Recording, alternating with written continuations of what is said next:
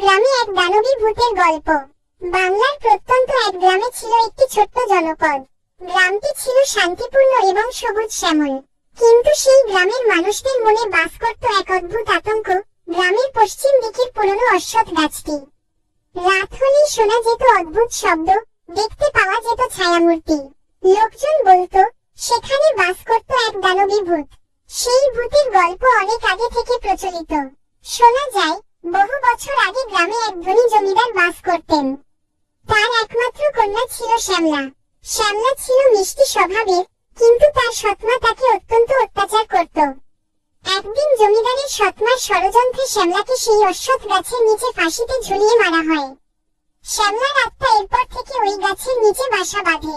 প্রত্যেক পূর্ণিমার রাতে সেই গাছ থেকে ভেসে আসত কান্নার আওয়াজ। অনেক সাহসী মানুষ ওই পথে যাওয়ার চেষ্টা করেছে, কিন্তু তারা আর ফিরে আসেনি। গ্রামের বয়োজ্যেষ্ঠরা বলতো শ্যামলার আক্রোশ এতটাই ভয়ানক যে কেউ তার সামনে পড়লে বাঁচার আশা থাকে না।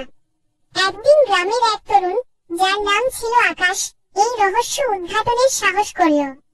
আকাশ বিশ্বাস করত ভূতের কোনো অস্তিত্ব নেই। সে রাতে একটি প্রদীপ হাতে গাছের কাছে গেল।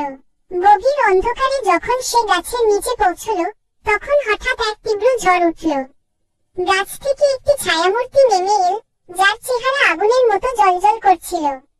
সেই ছায়া বলল, তুই এখানে কেন এসেছিস? আকাশ ভয় কাঁপলেও দৃঢ় কণ্ঠে বলল, তোমার কষ্ট কি?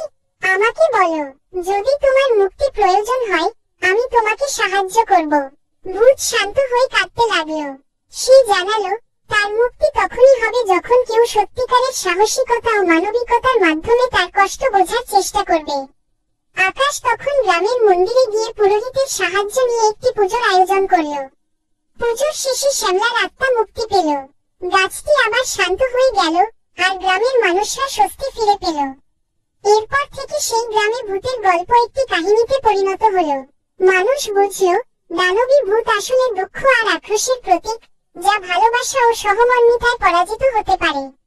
উপসংহার: এই গল্প আমাদের শেখায় যে অনেক রহস্য ও ভয়ের গল্প আসলে মানুষের ভুল বোঝাবুঝি থেকে জন্ম নেয়। সত্যিকারের সাহস এবং ভালোবাসা অনেক বাধা জয় করতে